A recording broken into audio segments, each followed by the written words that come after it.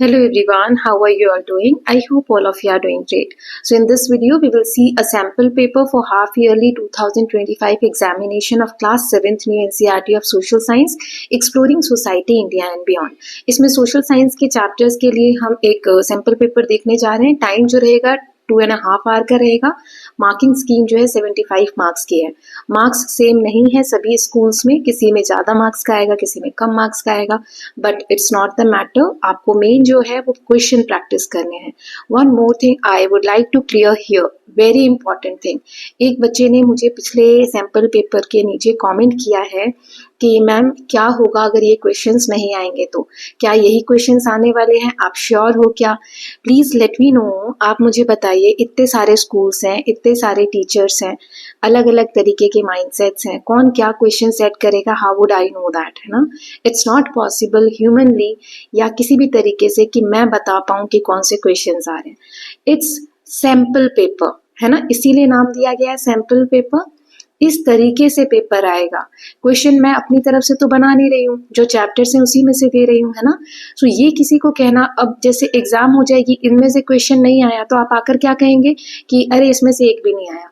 कुछ बच्चे कमेंट्स करते हैं, मैम ऐसा लग रहा था आपने ही पेपर सेट किया है, मतलब क्वेश्चंस मैच हो गए. Because I am taking questions from chapters only, chapters में से ही है. क्वेश्चन इधर उधर घुमा फिरा कर थोड़ा सा दे सकते हैं, बट टॉपिक्स तो वही रहेंगे ना.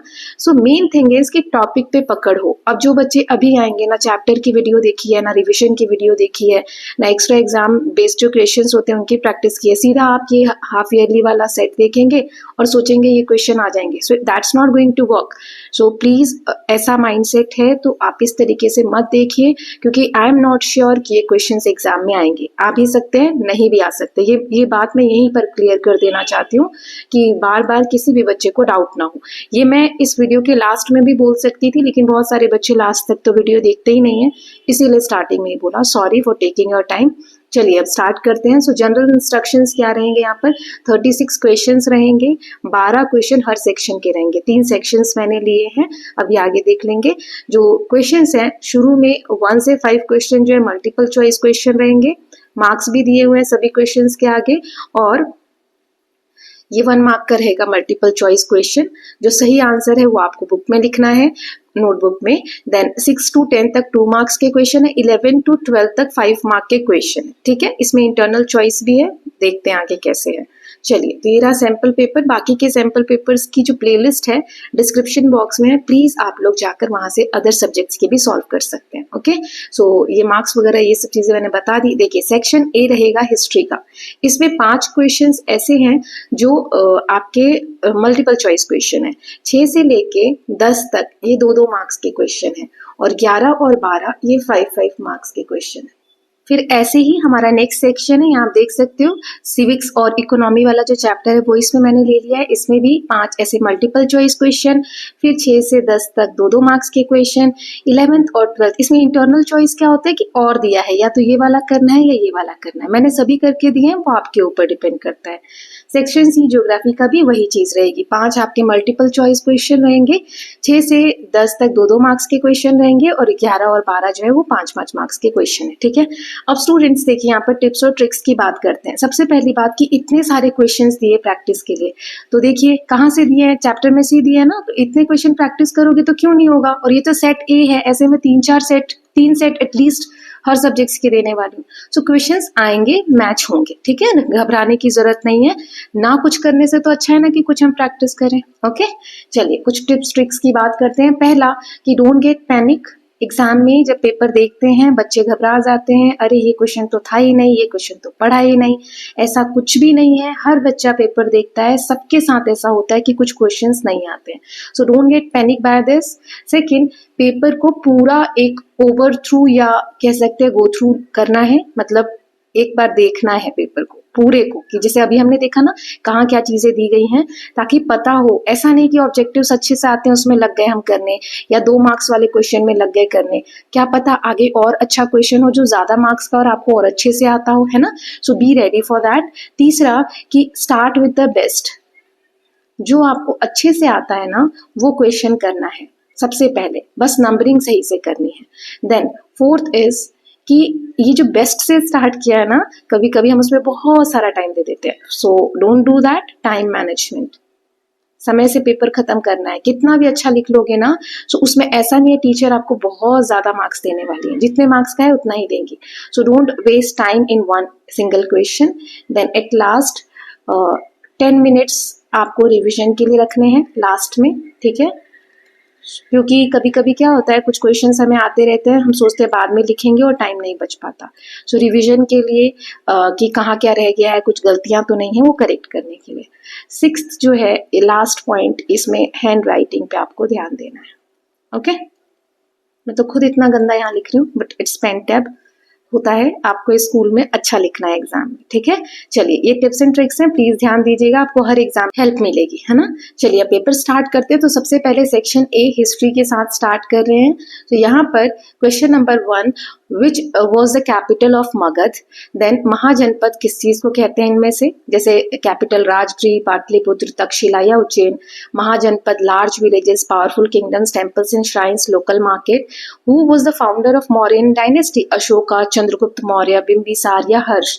Then Ashoka's dharma mainly focused on wars and conquest, welfare of people, building forts, then collecting taxes. Then earliest coin in India was called token coins, punchmark coins, paper notes या मुहर्स. Then तो अब इन पांचों के answer देखते हैं, फिर आगे के क्वेश्चंस देख लेंगे. Okay, so yes, here is the answer. Rajgriha is the first capital of Magad. Then second, powerful kingdom. Mahajanapada का मतलब क्या होता है, powerful kingdom. Then third is Chandragupta Maurya, founder of Mauryan dynasty is Chandragupta Maurya. Then fourth is welfare of people. जो अशोक का जो धर्म था उसका मेन फोकस ये था कि लोगों की भलाई करे. देन पंचमार्क कॉइन्स, जो सबसे पहले कॉइन्स इंडिया में लॉन्च हुए या बने उनको कहते हैं पंचमार्क कॉइन्स. ओके, तो ये 5 हमने अब ऑब्जेक्टिव्स देख लिया. 2-2 मार्क्स वाले 6 से 10 तक के जो क्वेश्चंस हैं वो देख लेते हैं. जैसे पहला है, what was the significance of Ganga valley in the rise of Mahajanapada. Mahajanapada जो डेवलप होने लगे, राइज होने लगे, उसमें गंगा वैली का क्या इंपॉर्टेंस था वो बताना है. तो चलिए आंसर देख लेते हैं. So the Ganga valley was important because its fertile soil supported agriculture and surplus food. Abundant water from rivers or easy transport, encourage settlement. These factors helps in the growth of Mahajanapada and strong kingdoms. Ganga valley इसलिए जरूरी थी क्योंकि वहां की जो मिट्टी है वो इतनी फर्टाइल, उपजाऊ थी कि यहाँ पर एग्रीकल्चर, खेती बहुत अच्छे से होता था. सरप्लस मतलब अधिकता, जितनी जरूरत है उससे ज्यादा फूड वहां पर हम उगा सकते थे, अनाज. फिर पानी की व्यवस्था बहुत अच्छी थी. ट्रांसपोर्ट, नदी है तो एक जगह से दूसरी जगह पानी के रास्ते से भी जाना आसान था, इसीलिए लोगों ने वहां पर सेटलमेंट्स बनाए, मतलब घर वगैरह बनाए और रहने लगे. ठीक है, ये कुछ फैक्टर्स हैं जो महाजनपद के और या फिर स्ट्रॉन्ग किंगडम्स की ग्रोथ में हेल्प करती है गंगा वैली. ठीक, फिर है, right 2 important features of urban centres during 600 BC. 600 BC के दौरान अर्बन मतलब जो शहरी कल्चर हो रहा था, शहर डेवलप हो रहे थे, तो उन सेंटर्स की कुछ मेन फीचर्स बताने हैं. जैसे पहला यहाँ पर है, urban centres in 600 BC had huge protective walls. जो सिटी है उसको एक बड़ी वॉल से घेरा जाता था चारों तरफ से. ठीक है, ताकि वो प्रोटेक्शन के लिए होता था, प्रोटेक्शन देने के लिए सिटी को. ठीक, तो एक तो ये चीज हो गई. And became important centres for craft and trade. ये जो सिटीज थी ये बहुत ज्यादा इंपॉर्टेंट होने लग गई क्राफ्ट के लिए, ट्रेड के लिए, व्यापार वगैरह के लिए. Farmers, traders and artisans gather there and these towns become hub of political power and economic activity. ठीक, then mention 2 reforms introduced by Chandragupta Maurya. Chandragupta Maurya ने कौन से रिफॉर्म इंट्रोड्यूस किए थे वो देखना है, आंसर देना है. सो ही इंट्रोड्यूस्ड प्रॉपर टैक्सेशन. एक तो टैक्स अच्छे से लगे वो. फॉर रेवेन्यू, रेवेन्यू मतलब क्या होता है, इनकम, जो टैक्स वगैरह सरकार लेती है लोगों से, उससे जो इनकम जनरेट होती है. So proper taxation for revenue, this is first. Then maintained a strong standing army. उनकी आर्मी बहुत बड़ी और विशाल थी. ठीक है, सेकेंड ये हो गया.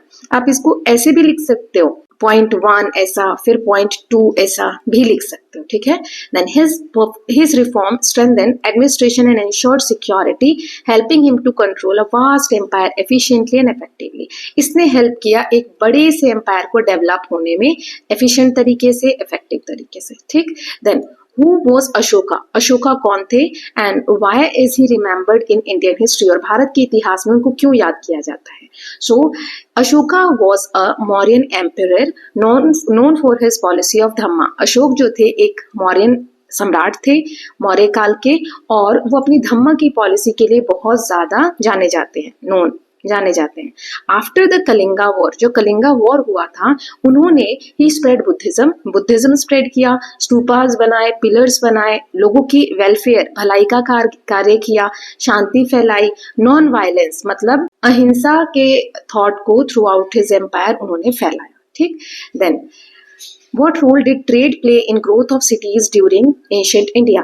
भारत का जो प्राचीन समय है, उस समय में व्यापार जो है उसने क्या रोल प्ले किया था सिटीज को डेवलप होने में?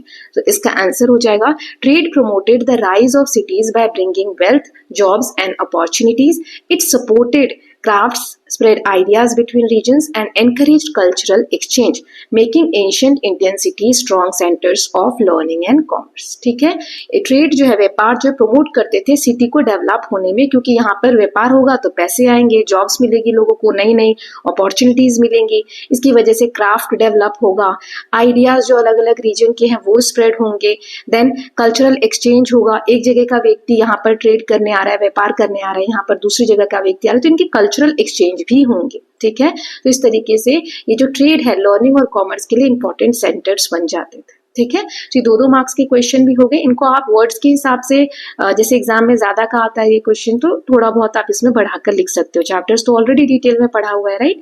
नाउ अब हम देख लेते हैं 11th और 12th क्वेश्चन। सो 11th है, how did Magadha emerge as a powerful kingdom. इसका फर्स्ट है कि मगध एम्पायर जो है पावरफुल किंगडम कैसे बना, ये एक्सप्लेन करना है 5 मार्क्स के लिए। और अशोका ने बुद्धिज्म का मैसेज कैसे स्प्रेड किया, कैसे फैलाया अक्रॉस हिज एम्पायर, अपने पूरे एम्पायर में। तो पहले 11th वाला देख लेते हैं, फिर 12th का। ये 2 पार्ट से, describe the importance of punch mark coins in ancient India and explain the features of Mauryan administration under Chandragupta. ठीक है, ये और मतलब होता है, इन दोनों में से कोई आपको एक करना है। तो पहले 11th वाले का फर्स्ट देख लेते हैं कि मगध जो है कैसे इमर्ज हुआ पावरफुल किंगडम के रूप में। तो सबसे पहले fertile soil of Ganga valley supported agriculture and surplus food. यहाँ पे आयरन ओर का डिपोजिट था, जिससे कि स्ट्रॉन्गर टूल्स और वेपन्स बनाने में हेल्प मिली। स्ट्रॉन्ग रूलर्स, जो राजा थे वो बहुत स्ट्रॉन्ग थे, जैसे बिंबिसार, अजातशत्रु, इन्होंने टेरिटरी को एक्सपैंड किया। टेरिटरी मतलब होता है लैंड एरिया, जमीन का जो एरिया होता है। इन्होंने पावरफुल आर्मी मेंटेन की, जिसमें एलिफेंट्स भी थे, चैरियोट्स क्या होता है, रथ। ठीक, कैपिटल इनकी पाटलिपुत्रा यानी जो आज प्रेजेंट डे पटना है वहां पर थी।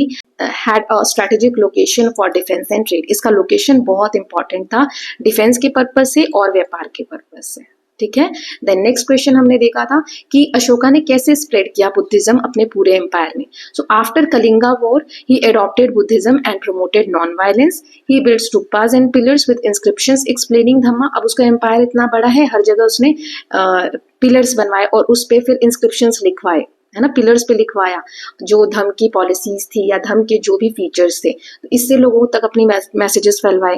फिर मिशनरीज जो दूत होते हैं with in India and abroad, Sri Lanka, Nepal, वो धर्म से रिलेटेड मिशनरीज भेजा करते थे इंडिया में और फिर श्रीलंका हो गया, नेपाल, ताकि बुद्धिज्म से रिलेटेड बातें वहां तक फैलाई जा सके। Ordered officials called Dhamma Mahamatta to spread teaching. तो धम्म महामता करके एक पोजिशन बनी, जैसे मंत्री वगैरह होते हैं ना, वैसे कि वो जो है जो भी सीख है धर्म की उसको फैलाएंगे, जो धर्म उन्होंने शुरू किया था उसके। Encouraged compassion, respect and harmony among subjects. उन्होंने लोगों में दया की भावना, रिस्पेक्ट की भावना और शांतिपूर्वक एक दूसरे के साथ रहने की भावना को एनकरेज किया। ठीक है, अब 12th का फर्स्ट वाला पार्ट देख लेते हैं, जिसमें हमें पंचमार्क कॉइन का क्या इंपॉर्टेंस है एंशिएंट इंडिया में वो बताना है। तो सबसे पहले first metallic coins in India usually made of silver. सबसे पहले सिल्वर के थे, फिर इसमें यूनिक पंचमार्क सिंबल होता था फॉर ऑथेंटिसिटी, कि ये सही कॉइन है कि नहीं, किससे बिलोंग करता है, इसके लिए। देन ये स्टैंडर्ड मीडियम बन गया एक्सचेंज फॉर ट्रेड के लिए, help in long distance trade and economic growth. Then reflected economic progress and state authority. मैंने 5-5 पॉइंट्स दिए हैं, 5 नंबर का क्वेश्चन है, एटलीस्ट इतना तो आपको लिखना चाहिए, बट इन पॉइंट्स को आप छोटा बड़ा करके लिख सकते हो। ठीक है, देन नेक्स्ट है इसमें कि मौर्यन एडमिनिस्ट्रेशन के क्या फीचर्स थे चंद्रगुप्त मौर्य के दौरान। तो यहाँ पर 5 पॉइंट्स हैं। सेंट्रलाइज्ड मोनार्की थी, वहां पर राजा जो है पूरा एक बड़े से एम्पायर को सेंट्रली वो संभालता था, बड़े एम्पायर को ना, सुप्रीम पावर। कैपिटल पाटलिपुत्र थी, जहां से कमिटीज जो है वो मैनेज करती थी, सैनिटेशन, ट्रेड, है ना, इसको। देन ये तो हो गया एक सेंटर। बाकी जो छोटे छोटे एरिया में ये जो किंगडम्स थे इनको हम प्रोविंस कहते थे। यहाँ पर गवर्नर्स रूल करते थे या ऑफिशियल तरीके से मैनेज करते थे। स्टैंडिंग आर्मी इनकी बहुत स्ट्रांग थी for protection. Then tax system organise था और रेवेन्यू कलेक्शन को इंश्योर करता था। ओके, तो इसके साथ हमने सेक्शन ए हिस्ट्री वाला कवर कर लिया है। अब सेक्शन बी सिविक्स और इकोनॉमिक्स वाला पार्ट लिया है। तो इसमें पहले 5 ऑब्जेक्टिव क्वेश्चंस है। पहला है, in a democracy real source of power lies with army, priest, people या किंग। डेमोक्रेसी में मेन पावर किसके हाथ में होती है? So the system in which all adult citizen have the right to vote is called limited franchise, universal adult franchise, property franchise या caste based franchise. Then which of the following is an example of democratic country? Saudi Arabia, India, North Korea या Myanmar. इसके answers देख लेते हैं। तो सबसे ज्यादा जो पावर होती है या डेमोक्रेसी में जो रियल पावर होती है वो लोगों के पास होती है, पीपल के पास, जिसमें सभी सिटीजन को राइट ऑफ वोट हो, राइट टू वोट हो, उसे यूनिवर्सल एडल्ट फ्रेंचाइज कहते हैं। डेमोक्रेटिक इनमें से कौन सी कंट्री है? तो इंडिया है। सऊदी अरेबिया में नहीं है, नॉर्थ कोरिया नहीं है, म्यांमार भी नहीं है। दो और क्वेश्चन है, the earliest form of exchange before the invention of money. जब मनी भी इन्वेंट नहीं हुआ था तो इनमें से कौन सा तरीका अपनाया गया था? Barter, coins, notes, credit cards. Barter system है ना। इसका आंसर आगे मैं आपको बताऊंगी। The earliest coin in India were made of iron, silver, gold या कॉपर। अभी एक क्वेश्चन से हमने प्रैक्टिस किया है। सो इसका आंसर हो जाएगा इस वाले का बार्टर सिस्टम और इस वाले का हो जाएगा सिल्वर। ठीक है, चलिए अब हम देख लेते हैं 2-2 मार्क्स वाले क्वेश्चन। तो सबसे पहले है रिप्रेजेंटेटिव डेमोक्रेसी क्या होती है वो बताना है। तो मैंने अच्छे से समझाया हुआ है चैप्टर्स में। सो आई होप आप लोगों ने चैप्टर्स की वीडियोस देखी हैं। नहीं देखी हैं so links are there, please chapter देखिए, अदरवाइज इससे प्रैक्टिस करके एग्जाम में अच्छे मार्क्स नहीं आएंगे। So next is representative democracy क्या होता है? इसमें सिटीजन जो है इलेक्ट करते हैं, सेलेक्ट नहीं, इलेक्ट। ठीक है, इलेक्शन के थ्रू अपने लीडर्स चुनते हैं who act and make decision on their behalf, जो उनके बिहाफ पे, लोगों के बिहाफ पे डिसीजंस लेते हैं, एक्शंस लेते हैं। ये जो रिप्रेजेंटेटिव्स हैं ये गवर्नमेंट चलाते हैं, लॉ बनाते हैं और इंश्योर करते हैं कि लोगों की जो आवाज है, जो भी बात लोग कहना चाहते हैं उनको रिस्पेक्ट दिया जाए और गवर्नेंस के प्रोसेस में रखा जाए। ठीक है, then next is state any 2 function of the government. Government के कोई 2 काम हमें बताने हैं। So government maintain peace and law and order in society. शांति मेंटेन करना, कानून व्यवस्था मेंटेन करना, है ना, ये समाज में एक व्यवस्था बनाकर रखना, ये गवर्नमेंट का काम होता है। पहला, it also provide essential services, और जो जरूरी सर्विसेज हैं लोगों के लिए वो भी प्रोवाइड करना गवर्नमेंट का काम होता है। दूसरा, जैसे कि एजुकेशन हो गया, हेल्थ केयर हो गया, ट्रांसपोर्ट हो गया, प्रोटेक्शन हो गया, which improve living standards and welfare of the citizen. ये जो काम है गवर्नमेंट के, क्या इंप्रूव करते हैं? लोगों की लिविंग स्टैंडर्ड को अच्छा करते हैं और लोगों की भलाई के लिए कार्य करते हैं। देन 2 लिमिटेशन बताने हैं बार्टर सिस्टम के। बार्टर सिस्टम किस तरीके से सही था या गलत था, तो यहाँ पे हमें लिमिटेशन बताने, क्या क्या कमियां थी उसकी। तो पहला हमने देखा था कि कोइंसिडेंस, डबल कोइंसिडेंस होना चाहिए, जो चीज हमें चाहिए वो सामने वाले के पास होनी भी चाहिए। तो ये सबसे बड़ी बात थी, पहला लिमिटेशन ये था जिसकी वजह से ट्रेड डिफिकल्ट होता था। दूसरा है good also lacked a fixed value. कोई फिक्स्ड वैल्यू नहीं थी कि कितना देखकर कोई सामान, हम वो सामान दूसरा वाला जो हमें चाहिए खरीद सकते हैं। So it was not convenient for long distance exchange और लार्ज इकोनॉमिक एक्टिविटीज। अब यहाँ पर हमें 2 डिफरेंसेस बताने हैं पार्लियामेंट्री और प्रेसिडेंशियल डेमोक्रेसी के। 2 तरीके की डेमोक्रेसी होती है, इनके डिफरेंसेस हमें बताने हैं। सो इन अ पार्लियामेंट्री डेमोक्रेसी एग्जीक्यूटिव जो होते हैं वो लेजिस्लेचर का पार्ट होते हैं और लेजिस्लेचर को आंसर करते हैं। जैसे इंडिया में पार्लियामेंट में जो भी लीडर्स वगैरह आप देखते हैं जो लोकसभा राज्यसभा के पार्ट है, तो वो एग्जीक्यूटिव भी हैं और पार्ट भी हैं लेजिस्लेचर के। और कुछ भी वहां पे क्वेश्चन आवर में आप देखते होंगे सवाल जवाब भी वहां होते हैं, है ना। और प्रेसिडेंशियल में जो एग्जीक्यूटिव होते हैं ये सेपरेट होते हैं, इंडिपेंडेंट होते हैं। प्रेसिडेंट की पोजीशन जो है वो ज्यादा पावरफुल होती है। ठीक है, then next is what are advantage of using money in trade. Money का जब आविष्कार हुआ, मनी जब शुरुआत हुई तो व्यापार में क्या क्या एडवांटेजेस हुए वो बताना है। So money solves barter problem. Barter system की जो प्रॉब्लम थी वो सॉल्व कर दी क्योंकि ये हर जगह एक्सेप्ट की जाती थी, accepted everywhere. It acts as a medium of exchange, a measure of value, a store of wealth, making trade quicker and easier for all people. ठीक है, अब हमने 5-5 नंबर वाले क्वेश्चंस देखने हैं। तो पहला 11th है, इसके दोनों क्वेश्चन है कि democracy ensures equality and participation, ये एक्सप्लेन करना है। यूनिवर्सल एडल्ट फ्रेंचाइज जो है डेमोक्रेसी को कैसे स्ट्रेंथन करती है वो बताना है। तो एक एक करके दोनों देख लेते हैं, फिर 12th वाले का भी देखेंगे कि ट्रांजिशन जो हुआ barter system to the use of coins in India, कि कैसे बार्टर सिस्टम से कॉइन के यूजेस तक पहुंचे वो बताना है और मेन फीचर्स क्या है पंचमार्क कॉइन्स के वो बताना है। चलिए देखते हैं। So democracy ensures equality and participation, ठीक है, कि सभी लोग इसमें पार्टिसिपेट करते हैं और डेमोक्रेसी इक्वालिटी का एक कॉन्सेप्ट है। इसे एग्जांपल से बताना था तो आंसर है democracy gives all citizens equal voting rights, यहाँ से आंसर है, ठीक है बेटा, यस। सभी सिटीजन्स को इक्वल वोटिंग राइट मिलते हैं, पार्टिसिपेशन होता है लोगों का through elections and debates, ensure accountability of leaders chosen by people, fundamental rights जो लोगों के हैं उसको प्रोटेक्ट करते हैं। एग्जाम्पल, इंडिया में हर 18 साल या उससे जो बड़ा व्यक्ति है, एडल्ट है, उसको वोट का अधिकार है, वोटिंग का, विदाउट डिस्क्रिमिनेशन, किसी भी भेदभाव के बिना। आप किस जेंडर के हैं, आप किस कास्ट के हैं, आप किस रिलीजन के, डजेंट मैटर, आप वोट कर सकते हैं अगर आप 18 साल या उससे बड़े हैं तो, ठीक है। नाउ इसका सेकेंड वाला देख लेते हैं, यूनिवर्सल एडल्ट फ्रेंचाइजी जो है, इसने डेमोक्रेसी को कैसे स्ट्रेंथन किया है, तो इसका आंसर है इसने हर सिटीजन जो 18 साल से बड़े हैं या 18 साल के हैं उसको राइट टू वोट दिया है।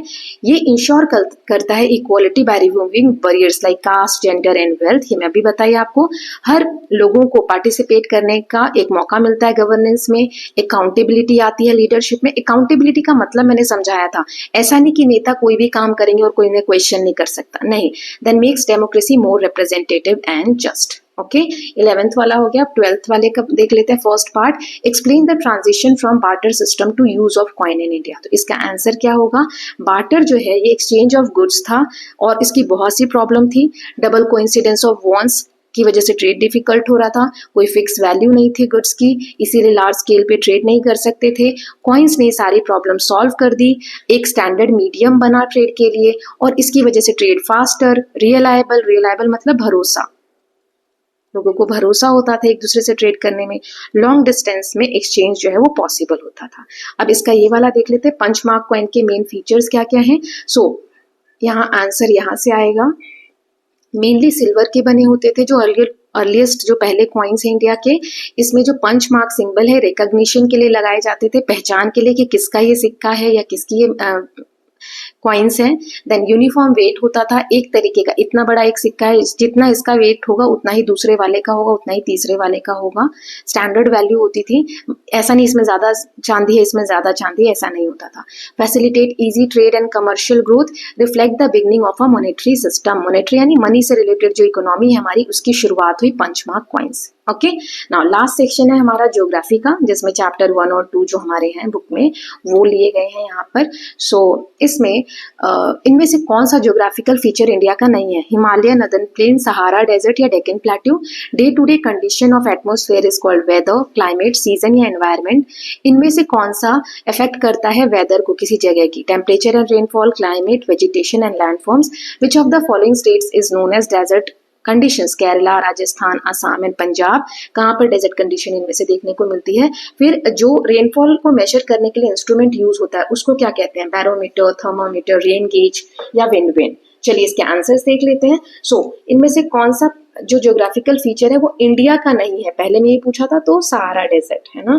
देन नहीं, नॉट वर्ड पे ध्यान देना है। डे टू डे कंडीशन को हम क्या बोलते हैं? वेदर बोलते हैं। यही वेदर प्लस वेदर बहुत समय के वेदर को कंपाइल कर देते हैं तो क्लाइमेट बन जाता है ना, ये पढ़ाया था मैंने। देन किसी जगह के वेदर को इनमें से क्या चीजें इफेक्ट करती हैं? तो टेम्परेचर एंड रेनफॉल। फिर डेजर्ट कंडीशन कहाँ देखने को मिलती है? राजस्थान में। कौन सा इंस्ट्रूमेंट जो है बारिश को नापने के लिए यूज होता है? तो रेन गेज। ठीक है, नाउ अब 2 मार्क्स वाले क्वेश्चंस देख लेते हैं। Define geographical diversity with one example from India. India में अलग अलग जगह पे कौन कौन सी ज्योग्राफिकल डाइवर्सिटी देखने को मिलती है वो बताना है। सो ज्योग्राफिकल डाइवर्सिटी मींस, इसका मतलब क्या होता है कि लैंड में, क्लाइमेट में, वेजिटेशन में, रिसोर्सेज में क्या क्या डिफरेंसेस हैं इंडिया के अलग अलग जगह पे। फॉर एग्जाम्पल हिमालय के जगह पर आप जाएंगे नॉर्थ में तो वहाँ स्नोई बर्फ जमी मिलेगी आपको, सेंटर में आएंगे तो फर्टाइल प्लेन्स मिलेंगे, ड्राई डेजर्ट वेस्टर्न एरिया में मिलेंगे, कोस्टल रीजन जो साउथ है वहां पर आपको अलग तरीके का क्लाइमेट, टेम्परेचर वगैरह देखने को मिलेगा, राइट। अब हमें बताना है वेदर और क्लाइमेट में डिफरेंसेस बताने हैं। सो इसका आंसर है weather is the short term condition of atmosphere such as daily temperature और रेनफॉल। कहीं का डेली का क्या टेम्परेचर है, कितनी बारिश है, ये हम वेदर कहते हैं। अब यही वेदर जब हम कंपाइल कर देते हैं तो क्लाइमेट बन जाता है। Climate is long term average weather pattern recorded over many years in particular region of the world. ठीक, देन 2 हमें फैक्टर्स बताने हैं जो किसी भी जगह के क्लाइमेट को इफेक्ट करता है। सो इसका आंसर देख लेते हैं। Climate is affected by factors like latitude, जो कि टेम्परेचर कंट्रोल करता है, एंड ऑल्टीट्यूड, ये पहला है और ये दूसरा है। ऑल्टीट्यूड क्या करता है, ये टेम्परेचर को रिड्यूस करता है विद हाइट। जैसे जैसे ऑल्टीट्यूड मतलब हाइट, जैसे जैसे ऊंचाई पर जाते हैं तो हाइट इंक्रीज होती है और टेम्परेचर क्या होता है, कम होते जाता है। और सी से दूरी, and winds also influence rainfall and temperature of a place। हमें 2 ही पूछे थे बट मैंने यहाँ 4 बता दिए। आप चाहो तो इनको याद कर सकते हो, एग्जाम में जो याद आए वो लिख सकते हो। फिर why are northern plains of India densely populated? Plain area जो है नदर्न पार्ट का इंडिया का, वो डेंसली, वहां पर इतनी ज्यादा पॉपुलेशन क्यों है? सिंपल सी बात है, प्लेन एरिया में एग्रीकल्चर ज्यादा होता है, खेती ज्यादा है, ज्यादा लोगों को सपोर्ट मिलता है ना, इसीलिए। चलिए आंसर देखते हैं। The northern plains are densely populated because they have fertile alluvial soil for farming. जो नदर्न प्लेन्स है वहां पे पॉपुलेशन बहुत ज्यादा है क्योंकि यहाँ फर्टाइल एलुवियल सॉइल है। सॉइल का टाइप होता है रेड सॉइल, लेटराइट सॉइल, उसमें से एलुवियल सॉइल यहाँ पर पाई जाती है। पेरेनियल मतलब क्या होता है कि हमेशा, है ना, पूरे साल नदियां यहाँ पर बहती हैं क्योंकि माउंटेन हिमालय से निकलकर नदियां आती हैं। नदियों का सोर्स जैसे गंगा हो गई, इनका सोर्स कहाँ है, हिमालय में, तो पूरे साल नदी में पानी रहता है। साउथ की बहुत सी नदियां ऐसी हैं जो बारिश के समय में तो पानी रहता है, अदर टाइम वो सूखी रहती हैं, ठीक है। तो ऐसा नहीं है, नदर्न प्लेन्स में नदियां जो है पेरेनियल हैं। यहाँ से वाटर सप्लाई अच्छा मिलता है, while good transport and communication make the area suitable for settlement and growth, ठीक है। सो ये 9th हो गया। देन 2 रीजन बताने हैं कि नदियां क्यों इंपॉर्टेंट है ह्यूमन लाइफ में। सो यहाँ पर इसका आंसर है, rivers are important as they provide water for drinking, irrigation and daily need. Daily की जरूरतों के लिए, पीने के लिए, सिंचाई के लिए नदियों का हमें बहुत ज्यादा यूज होता है। यहाँ पर फर्टाइल सॉइल, नदी जब बहती है तो अपने साथ मिट्टी लेकर आती है जो हर साल डिपोजिट करती जाती है अपने किनारों पर। ऐसे करके यहाँ पे एक प्लेन एरिया क्रिएट होता जाता है, ठीक है। नाउ नेक्स्ट देख लेते हैं। यहाँ पर इंडस्ट्रीज डेवलप होती हैं, ट्रांसपोर्ट रूट डेवलप होते हैं और जो प्राचीन सभ्यता है वो भी फ्लरिश होती है इनके आसपास, ठीक है। तो ये हो गए। अब 5 मार्क्स वाले क्वेश्चन देख लेते हैं। जैसे 11 फिजिकल फीचर इंडिया का एक्सप्लेन करना है और नदियों का क्या सिग्निफिकेंस है इंडिया की सिविलाइजेशन को बनाने में, वो बताना है। अर्थ के स्ट्रक्चर को हमें डिफाइन करना है डायग्राम के थ्रू, और फिर मेजर एलिमेंट्स कौन से हैं वेदर को, उनको 5 मार्क्स के लिए बताना है। चलिए एक एक करके देखते हैं। फिजिकल फीचर ऑफ इंडिया देख लेते हैं पहले। सबसे पहले यहां से इसका आंसर आएगा, ठीक। हिमालय जो है नॉर्थ में एक नेचुरल बैरियर की तरह एक्ट करता है, नदियों का ये सोर्स है, अभी मैंने बताया। नदर्न प्लेन्स फर्टाइल हैं, डेंसली पॉपुलेटेड हैं। फिजिकल फीचर्स बताने हैं तो पहले हिमालय हो गया, फिर नदर्न प्लेन्स हो गए, फिर तीसरा लिख दिया डेक्कन प्लेट्यू, है ना, यहाँ पर मिनरल्स बहुत ज्यादा मात्रा में मिलते हैं, रिसोर्सेज। फिर है कोस्टल प्लेन, ये ट्रेड और फिशिंग एक्टिविटीज सपोर्ट करते हैं। फिर थार डेजर्ट, ठीक है, मरुस्थल वाला एरिया, यहाँ पर एरिड क्लाइमेट होता है, शुष्क क्लाइमेट होता है और यूनिक तरीके की वेजिटेशन वगैरह देखने को मिलती है। अब रिवर का क्या सिग्निफिकेंस है इंडिया की सिविलाइजेशन को शेप करने में। रिवर, पानी मिलता है रिवर से हमें ड्रिंकिंग के लिए और इरिगेशन के लिए। फर्टाइल सॉइल डिपोजिट होता है, एग्रीकल्चर के लिए हेल्प मिलता है। ट्रांसपोर्ट रूट्स डेवलप होते हैं ट्रेड और ट्रैवल के लिए। Industries like pottery and textiles develop होते हैं। बहुत सारे ancient civilisation, Sindhu Saraswati civilisation, वो भी यहीं पर फ्लरिश्ड हुई है, ठीक है।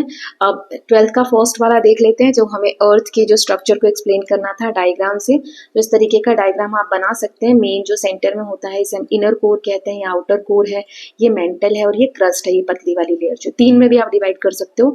यहाँ से जो रेड वाला एरिया है यहीं पर आप सिर्फ कोर लिख सकते हो, इनर कोर आउटर कोर लिखने की अभी जरूरत नहीं है। So explain the structure of earth. 3 main layers होते हैं। क्रस्ट जो पतली सी थिन लेयर होती है यहाँ पर, उसे सॉइल और रॉक से बनी होती है, उसके अंदर आता है मेंटल, जहाँ पे क्रस्ट के नीचे होता है ये मॉल्टन रॉक होते हैं, पत्थर जो है पिघली हुई अवस्था में यहाँ पाए जाते हैं। फिर अर्थ के सबसे अंदर वाला पार्ट है कोर, यहाँ पे बहुत ज्यादा टेम्परेचर होता है। इनर मोस्ट लेयर होती है, निकल और आयरन से बनी होती है और बहुत गर्म टेम्परेचर होता है। ये डायग्राम्स जो आप बनाएंगे इसमें क्रस्ट, मेंटल और कोर क्लियरली दिखना चाहिए, तो मैंने बना दिया है। आप फिगर लिख सकते हैं और लिख सकते हैं लेयर्स ऑफ अर्थ, ठीक है, या फिर अर्थ स्ट्रक्चर, ठीक। नाउ नेक्स्ट क्वेश्चन इज, हमें वेदर के एलिमेंट्स बताने हैं। तो पहला टेम्परेचर, कितना गर्म है कोई जगह, कितना कोल्ड है वहां की हवा, ये बताते हैं। रेनफॉल, प्रेसिपिटेशन, बारिश जो है किस फॉर्म में हो रही है, जैसे रेन, स्नो या हेल। फिर ह्यूमिडिटी, कितना ज्यादा मॉइस्चर प्रेजेंट है एयर में। Air pressure, force exerted by air on the surface. And wind, movement of air from high pressure to low pressure in any area, ठीक है। तो ये सारे क्वेश्चंस हमने देख लिए स्टूडेंट्स। सो आई होप अब सैंपल पेपर आपको अच्छे से क्लियर हुआ होगा। कुछ चेंजेस चाहिए तो प्लीज लेट मी नो, कैसा लगा पेपर ये भी बताइएगा, okay. So with this we are done with this sample paper. Other subjects के भी जल्दी अपलोड कर दूंगी। So we'll meet with the next video. Till then, please take care of yourself. Keep learning, keep revising, and don't forget to subscribe Janki Studies Corner for more such videos. Thank you so much.